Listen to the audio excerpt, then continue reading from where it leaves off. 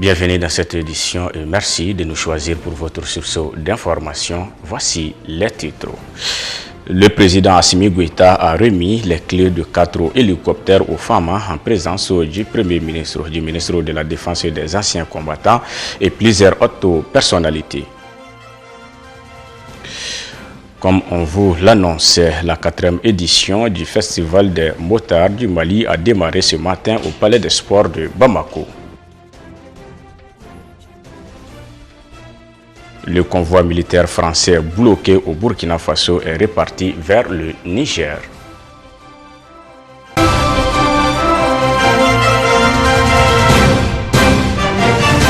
« 36,077 milliards de francs CFA, c'est le montant de 4 nouveaux hélicoptères remis aux forces armées maliennes. Le président de la transition, chef suprême des armées, le colonel Assimi Goïta, a procédé à la remise officielle des clés des 4 hélicoptères de manœuvre Mi-171 aux FAMA. La cérémonie a eu lieu à la base aérienne 101 de Sénou ce vendredi à l'après-midi. Soumou Yatara nous fait le point. Ces 4 hélicoptères neufs ont été achetés auprès de la société d'État russe en charge de l'exportation du matériel de guerre. Le contrat avait été signé entre le gouvernement et cette société en décembre 2020 pour un montant total de 36,77 milliards de francs CFA. L'acquisition de ces hélicoptères, des pièces de recharge ainsi que la formation du personnel navigant et technique ont été entièrement financés par le budget national. Se rendant à la cérémonie de remise des clés, le chef de l'État est arrivé à bord d'un de ces nouveaux appareils pour l'armée malienne. Avant lui, un détachement des forces spéciales est également arrivé à bord d'un autre de ces hélicoptères. Cette participation du président de la transition à un vol tactique est un symbole illustratif des capacités supplémentaires qui viennent d'être données aux forces armées maliennes, qui sont mieux outillées pour rayonner sur l'ensemble du territoire national. La fierté que j'exprime ici, au nom de l'armée de l'air, est aussi celle de toutes les forces armées maliennes, de tous mes frères d'armes déployés sur le terrain, qui savent qu'ils peuvent compter sur leurs composantes aériennes pour leur apporter l'appui nécessaire. En effet, l'appui aérien au profit des forces terrestres et des populations est la raison d'être de l'armée de l'air. L'immensité de notre territoire, les multiples entraves au mouvement, et la nature des menaces qui pèsent sur nos forces et nos populations font de la 3e dimension et de l'outil aérien des capacités indispensables pour l'efficacité des opérations. Cette participation du chef de l'État à un vol tactique est un symbole illustratif des capacités supplémentaires qui viennent d'être données aux forces armées maliennes, qui sont ainsi mieux outillées. C'est aussi le témoignage de son entière confiance à nos équipages. À travers ces vols tactiques, le colonel Assimi Goïta s'est rendu compte de leur qualité et a pu apprécier la performance de ces appareils. Le chef de l'État, après la remise des clés, a visité les nouveaux appareils avant de s'installer à bord d'eux avec certains membres du gouvernement. Excellence, Monsieur le Président de la Transition, vous vous êtes donné comme priorité de redonner à nos braves populations des conditions de sécurité propices à la reprise d'une vie normale sur un territoire de nouveau sous le contrôle souverain de l'État. C'est pourquoi, suivant votre vision, le renforcement de la sécurité sur l'ensemble du territoire constitue le premier axe du plan d'action du gouvernement, présenté par le Premier ministre et validé par le Conseil national de transition. À l'issue de l'arrivée des 4 hélicoptères de manœuvre de type Mi-171, les réactions enthousiastes du peuple malien exprimaient leur espoir de voir notre armée devenir encore plus conquérante, plus déterminée. Les messages d'encouragement ont prouvé aux militaires que la mère patrie pense à eux. D'autant plus que l'acquisition de ces hélicoptères, des pièces de rechange ainsi que la formation du personnel navigant et technique ont été entièrement financés par le budget national. Sachant que cette remise n'est qu'une étape de plus dans le processus de montée en puissance de nos forces, j'exhorte l'ensemble des forces armées maliennes à redoubler d'efforts pour le renforcement de la cohésion, de l'unité et de la discipline au sein de notre belle institution. Vive les forces armées maliennes, vive le Mali uni, stable et prospère. La remise officielle s'est déroulée en présence du Premier ministre Choguel Kokala Maïga, du président du Conseil national de transition, le colonel Malki Diaw, du ministre de la Défense et des anciens combattants, le colonel Sadio Kamara, de plusieurs membres du gouvernement, de la hiérarchie militaire et de l'ambassadeur de la Fédération de Russes au Mali, Igor Gromikou.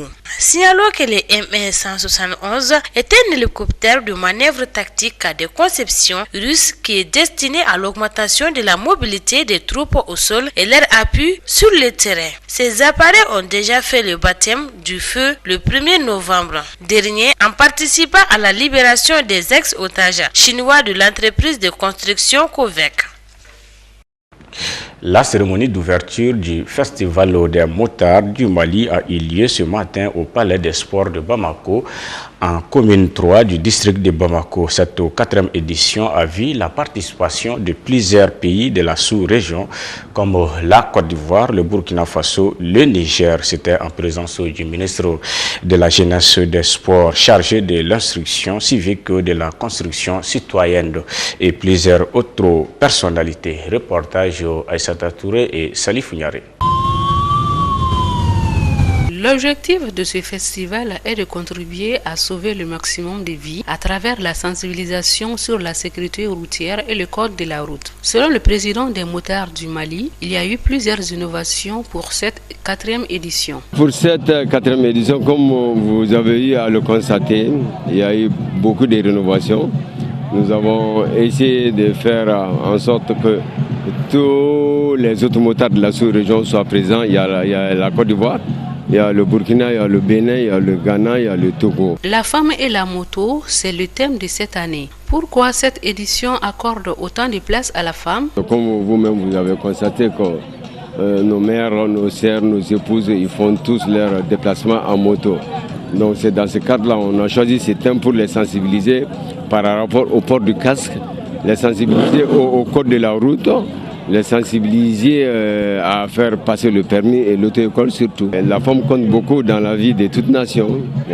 Qui éduque une femme, comme on le dit, éduque toute une nation. Le président Habib Bah espère qu'à la fin de ces festivals, leur message aura été attendu, compris et surtout adopté par le maximum de personnes. À la fin de ces festivals, nous aurions avoir un résultat positif, c'est par rapport à la sensibilisation, parce que là, le message qu'on va faire passer, il faut que ça soit très bien compris et appliqué. Ça nous permettra d'avoir moins d'accidents et moins de morts sur nos routes. Le ministre de la Jeunesse et des Sports, chargé des instructions civiques et de la construction citoyenne, a donné ses impressions lors de ce festival des motards. Nous sommes vraiment très ravis de venir découvrir ce festival des motards et aux côtés du ministère des Transports, en la personne de la présidente de la Naser et le ministère de la Sécurité, de la protection civile et bien d'autres personnalités. Nous avons découvert une organisation très organisée qui, à travers ce qu'elle fait, a pu casser les préjugés qu'on pouvait avoir sur les motards. C'est une organisation responsable qui œuvre pour la sécurité routière, qui œuvre pour le bien-être des pratiquants et qui vit pleinement sa passion tout en restant responsable. Donc cela nous a beaucoup marqué et nous sommes très heureux de rencontrer cette jeunesse qui n'est pas seulement malienne. D'autres pays sont venus à ce festival pour renforcer les motards maliens et pour montrer aussi que l'intégration africaine est une réalité au-delà des aspects politiques et économiques. La jeunesse africaine est ensemble aussi autour de cette organisation de moto. Je félicite le président du club de motards. Je félicite l'ensemble des partenaires de cette activité. Je félicite la Nazer aussi pour tous les efforts qu'elle fait pour la sécurité routière. Et je souhaite plein vent et plein succès à tout ce que les motards vont entreprendre par la suite. Plusieurs activités ont marqué le premier jour de ce festival des motards, notamment les démonstrations de secourisme, le tour des motards à ACI 2000, la visite des stands, entre autres. À noter que le festival se poursuivra jusqu'à demain 28 novembre au Palais des Sports de Bamako. Madou Togola, Fé Raymond et Fadjalan Koulibaly sont les 3 personnes qui ont été citées par Bakary Togola pour l'avoir trahi. La révélation a été faite par l'intéressé à la barre devant les juges de la cour d'assises de Bamako le mardi dernier. L'ex-président de l'APECAM, ces 11 co-accusés sont poursuivis pour atteinte au bien public, faux et usage de faux. Abdou Ouattara. Il convient de rappeler que ce procès initialement prévu pour le lundi 22 novembre 2021 n'a pas pu avoir lieu. Pour des problèmes d'ordre technique, il a été renvoyé à ce mardi 23 novembre par la Cour, cela par le fait que les dernières interrogations de 2 parmi les 12 présumés coupables dans cette affaire n'avaient pas été faites. Mais néanmoins, Bakary Togola, qui semble être le poids lourd dans cette affaire, était présent à la Cour le lundi dernier. Serein, l'homme s'était habillé en basin blanc, en plus du chapelet qu'il tenait dans sa main le lundi. Comme le procès venait d'être reporté, Bakary Togola et 2 de ses co-accusés étaient à la barre ce mardi 23 devant les magistrats et les 8 assesseurs de la cour d'assises de Bamako. En tant que premier à être interrogé, Bakary Togola a clairement nié les faits à lui reprocher. Reconnaissez-vous les faits qui vous sont reprochés? Demande le président de la cour à Bakary Togola, qui répond non, je ne reconnais pas les faits. Dans une salle pleine à craquer, le président de la cour a annoncé à l'ex-président de l'APECAM qu'il est devant la justice pour justifier les 9 milliards qui ont disparu. En l'occurrence, on reproche à Bakary Togola d'avoir éventuellement détourné le montant estimé à 9 milliards 462 152 071 francs CFA dans cette affaire. Accompagné de ses 2 avocats, Mamadou Traoré et Oumar Fofana, Bakary Togola souligne avoir été trahi par des personnes avec qui il travaillait à l'époque. J'ai été trahi par 3 personnes de mon entourage: Madou Togola, mon comptable Raymond, le coordinateur actuellement décédé, et Fadjalan Koulibaly, a-t-il confié au président de la Cour. Se prononçant sur le détournement de l'argent qu'il serait permis, l'incriminé a raconté ceci au magistrat. Il y avait un protocole entre la CMDT et les cotons culteurs, 40% pour elle et 60% pour nous. 1,5 milliard n'était pas versé. Je ne pouvais pas justifier un montant qu'il n'était versé dans mon compte. Dans cette affaire dite de ristourne des fonds, de soutien destiné aux cotonculteurs, l'ex-président de l'APECAM et ses co-accusés sont reprochés d'avoir détourné un montant s'élevant à 13 431 437 037 francs CFA. Le procureur général de la Cour a estimé que la CMDT a versé au 25 3e mois 2013 aussi 8e mois 2019 c'est 13 431 437 037 francs CFA. Avant l'arrestation de Bakary Togola sur la question, la position de l'intéressé a été claire. Pour moi, il n'y a pas eu de détournement car je n'ai reçu aucune plainte de la part d'aucune fédération. À la barre, il a indexé l'ex-premier ministre Dr Boubou Cissé. En dehors de mes agents, j'ai été trahi par Boubou Cissé, simplement parce que j'ai refusé de signer un papier concernant la montée du prix d'engrais. Cela étant fait, Boubou m'a dit ceci, tu vas voir. Et quelques jours plus tard, explique Bakary Togola, j'ai été interpellé au pôle économique et financier. Pour l'occasion, un conseiller de la Cour a posé cette question à M. Togola. Quels sont les montants versés à votre niveau de 2013 à 2019? 11 718 548 490 francs CFA, dont 1 500 000 000 n'ont pas été versés, a-t-il répondu. Renchérissant qu'il a du mal à s'exprimer devant la Cour par le fait que Raymond, son coordinateur censé être imprégné de tout ce qui s'est passé, est malheureusement décédé. À cette occasion, le président de la Cour s'est également penché sur la campagne présidentielle d'Ibrahim Boubacar Keïta en 2018. Lors de l'ouverture de la campagne d'Ibeka, un carton rempli de papiers signé par Bakary Togola est sorti pour louer des véhicules, assurer les perdièmes et les frais de carburant pour l'organisation de la campagne, évoque le président de la Cour. Et Bakary Togola de répondre, je suis illettré, je ne faisais que signer seulement. Je n'ai jamais été à la banque pour une quelconque opération de retrait d'argent. Malgré les questions de piège et rappels sciemment posés par les magistrats et les conseillers de la Cour, Bakary Togola a plaidé pro demo ce mardi 23 novembre 2021 avant de céder la place aux 2 autres co-accusés qui devraient être entendus le même jour. Ses avocats ont souligné la nullité de la procédure. En tout cas, le verdict de la Cour sera connu ce vendredi. La problématique de la consommation de la drogue persiste dans notre pays. La drogue est aujourd'hui un problème de santé publique. Aujourd'hui, des toxicomanes, on en retrouve partout au Mali. Nous nous intéressons à ce phénomène dans cette édition avec le président de l'association Mali sans drogue, un spécialiste en la matière. C'est un dossier signé Aïssata Bachili.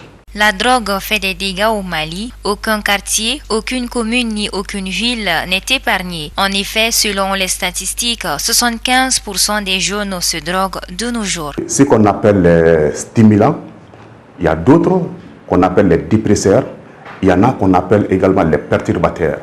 Ça, c'est une sorte de classification. Par exemple, un exemple de stimulant, la cocaïne, les cracks. Les enfants consomment en général les cannabis. Donc c'est moins cher au niveau de Raïda, au niveau de Dabanani, au niveau de autogare de Sogoniko ou au flanc de la colline de Medinakura.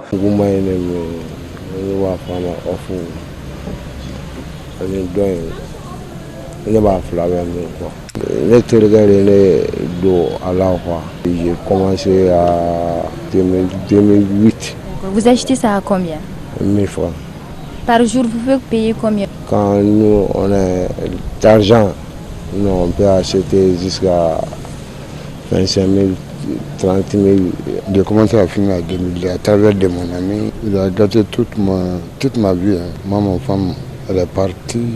Je ne travaille pas ni les balader seulement. Le tramadol est à la mode chez les jeunes et les vieux, aussi appelé la cocaïne du pauvre. Ses consommateurs sont extrêmement nombreux. Le tramadol est très dangereux pour la santé, voire mortel. Le tramadol est tellement moins cher que n'importe qui, même un enfant de 12 ans peut se procurer du tramadol. Ce qu'on appelle les médicaments par terre ou de la rue. Donc on les trouve partout. Ça peut aller, la plaquette, ça peut aller moins de 300 francs, 500 francs, 1000 francs ou 100 mg. Mais aujourd'hui, on voit les cultivateurs, les conducteurs, les transporteurs, alors même les conducteurs de moto, taxi, peut-être des problèmes cardiaques, des problèmes rénaux, peut-être d'hypertension, etc., etc., des troubles de santé mentale. Des troubles aujourd'hui, il a été rapporté à notre organisation que des gens développent des crises de nerfs. Ils marchent et d'un coup ils tombent. Aujourd'hui, il n'est pas rare de voir des gens qui marchent comme des Robocop dans la rue. Il n'est pas rare aujourd'hui de voir des jeunes avec des crises de nerfs. Les personnes dépendantes de la drogue peuvent guérir et avoir une vie normale comme auparavant, mais il faut suivre un traitement. Le domaine de thérapie n'est pas aussi compliqué. On est étonné que les parents continuent à garder des enfants toxicomanes, consommateurs de drogue. Les traitements, il y a plusieurs phases. D'abord, il y a deux types de traitements, à l'internat et à l'externat. À l'externat, cela veut dire que si vous n'avez pas les moyens d'amener dans un centre de santé, au Mali, il n'y a pas beaucoup de centres de santé. Les seuls centres de prise en charge, c'est les centres psychiatriques de Pongé. Ça a détruit mon vie, quoi. C'est pour ça que je vais arrêter les trucs. Vraiment, je vais dire les gens, vraiment, les trucs comme ça, là, il ne faut pas connaître les sources. Il ne faut pas connaître, bien il faut servir de Allah. Nous avons approché cet islamologue pour connaître l'avis de l'islam sur la consommation de la drogue. L'islam s'oppose de façon farouche contre l'utilisation de tout produit stupéfiant qui puisse mettre l'homme hors conscience. Plusieurs facteurs favorisent la consommation de la drogue. Nos spécialistes pointent du doigt les parents qui ont abandonné beaucoup de leurs responsabilités. D'abord, il y a des raisons, il y a des facteurs. Il y a des facteurs individuels, il y a des facteurs communautaires. D'abord, le facteur individuel est que ces filles échappent à l'attention des parents, tout comme les garçons. L'attention, c'est quoi? Les parents n'ont pas réussi à percer la personnalité de tel enfant. Les parents continuent à voir en tant qu'enfant, mais elle rate le fait de percer la personnalité de tel enfant en voyant des comportements anormaux chez la personne. En voyant cette personne consommer et demander plus d'argent, en voyant cette personne fréquenter des personnes inhabituelles, en voyant cette personne rentrer ou sortir à des moments inhabituels, donc ces enfants, ou en particulier ces filles, vont développer des comportements qui échappent à l'attention des parents. L'islam a mis en place un verrouillage, et ce verrouillage n'est autre que l'éducation, la bonne éducation. Quand on dit qu'il faut éduquer bien vos enfants, à défaut, ce sont ces genres de comportements et de conséquences qui sont toujours considérées comme la résultante du manque de l'éducation dans la société. Vraiment, je vais dire les gens, vraiment, les trucs comme ça, là, il ne faut pas connaître les soutes. Il ne faut pas connaître, bien, il faut servir de Allah, quoi. À mes frères, eux ne doivent pas connaître pour finir. L'absence de base de données nationales et de stratégie nationale de lutte constitue des grands obstacles dans la lutte contre la drogue au Mali. Les autorités sont donc interpellées à mettre tout en œuvre pour lutter efficacement contre la consommation de toutes sortes de drogues dans notre société. La Direction nationale de l'administration pénitentiaire et de l'éducation surveillée tient à Sékou sa 5e conférence annuelle sous le thème « L'administration pénitentiaire face à la surpopulation carcérale », le cas de la maison centrale d'arrêt de Bamako. Cette conférence veut résoudre le problème de la surpopulation carcérale. La cérémonie d'ouverture des travaux était présidée par le représentant du ministre de la Justice et des droits de l'homme, Bakari Soliba Koulibaly, en présence du conseiller aux affaires administratives et juridiques du gouverneur de la région de Sékou, Soumouyatara.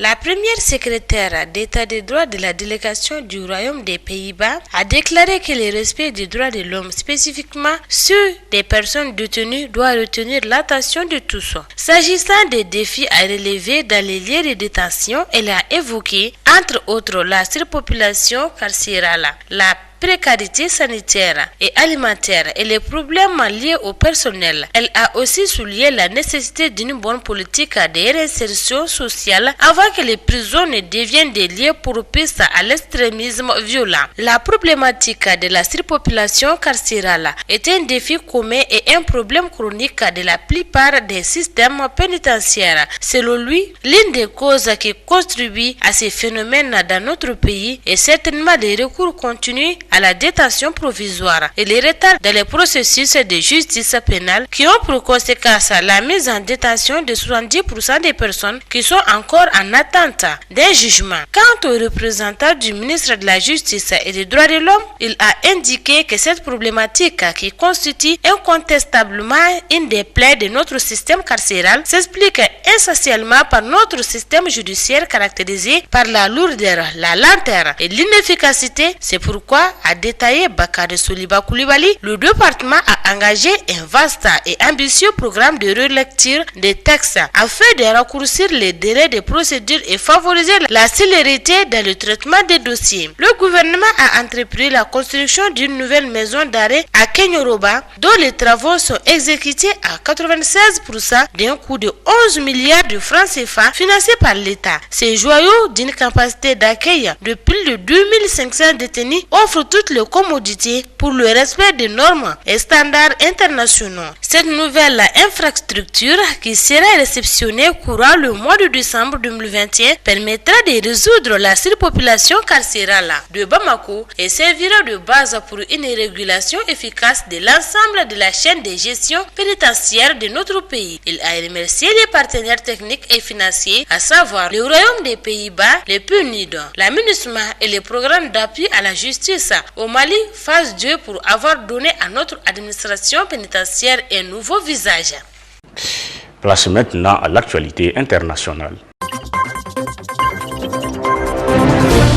Les Algériens appelés aux urnes pour des élections locales anticipées, 24 millions d'électeurs doivent choisir les assemblées communales et des départements pour un mandat de 5 ans. Les opérations de vote anticipé ont débuté mercredi avec des bureaux itinérants dans le sud du pays. Au terme de 3 semaines de campagne, les taux de participation restent les principaux enjeux de ces scrutins. Dernière étape du processus engagé par les autorités algériennes, censées renouveler les institutions, suite au départ de l'ancien président Abdelaziz Bouteflika, chassé du pouvoir par l'Irak en 2019. Les 2 dernières élections référendum sur la constitution et élections législatives ont enregistré une abstention record avec une participation autour de 23%. Un journaliste politique algérien note cette fois encore un des intérêts d'une partie des Algériens. L'agence de presse officielle APS évoquait d'ailleurs il y a quelques jours une fin de campagne sans déchaîner les passions. Les électeurs sont appelés à choisir parmi des listes d'indépendants ou de partis politiques. Le traditionnel FLN est celui qui en présente le plus, suivi du RND.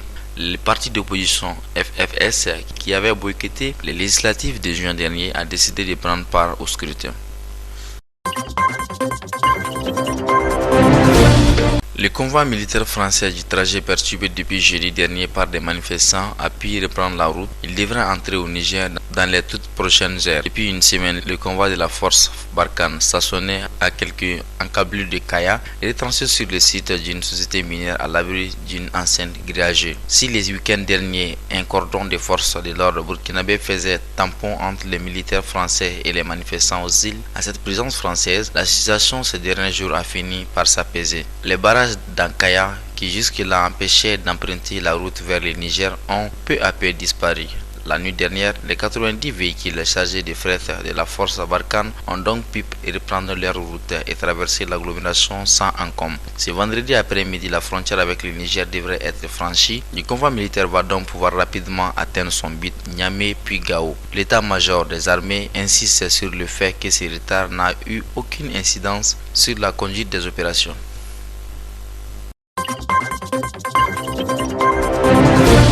Le convoi militaire français qui était bloqué depuis plus d'une semaine au Burkina Faso est arrivé ce vendredi 26 novembre au Niger. Le président Mohamed Bazoum a profité de l'occasion pour saluer l'engagement des soldats français au Sahel lors d'un point de presse. Tout en saluant la bonne coopération militaire entre le Niger et ses 5 partenaires dans la guerre contre le terrorisme, le président Mohamed Bazoum a particulièrement salué l'engagement de la France au Sahel. De tous les pays qui sont engagés à nos côtés dans la lutte contre le terrorisme, la France est le pays qui compte le plus de sacrifices. Ce sont 53 jeunes Français qui sont morts au Mali, rappelle le président. J'ai entendu des gens dire que si les Français sont là et que les problèmes ne sont pas réglés, ce sont eux qui sont à la base. Et si les Français s'en vont, vous êtes sûr que ces armées-là, qui ont leur devoir aujourd'hui, elles seront en mesure de faire face à cette situation? Non, moi je suis sûr que le jour où les Français plieront bagage à Gao, ce sera le chaos. Les gens de Gao le savent de toute façon, a dit Mohamed Bazoum, le président de la République du Niger.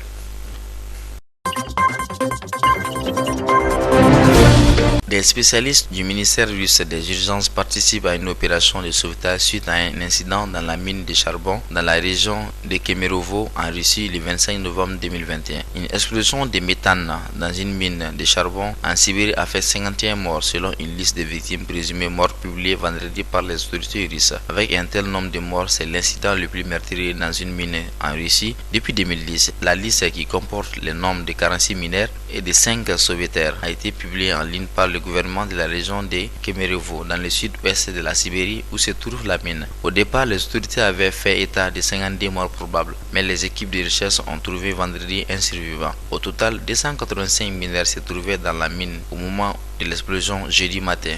La mine a aussitôt été remplie de fumée toxique. Ce n'est pas la première fois qu'une explosion a lieu dans une mine en Russie. En 2010, 2 explosions de méthane et un incendie avait tué 91 personnes dans une mine dans la même région de Kemerovo. En 2016, 36 mineurs ont été tués dans une série d'explosions de méthane dans une mine de charbon dans le grand nord de la Russie. Les responsables régionaux ont décrété 3 jours de deuil, tandis que le comité d'enquête russe a ouvert une enquête criminelle sur d'éventuelles violations de la sécurité. Le directeur de la mine et 2 cadres supérieurs ont été placés en détention. Ceci met fin à cette édition. Merci à vous de l'avoir suivi et bonne suite de programmes sur Niata TV.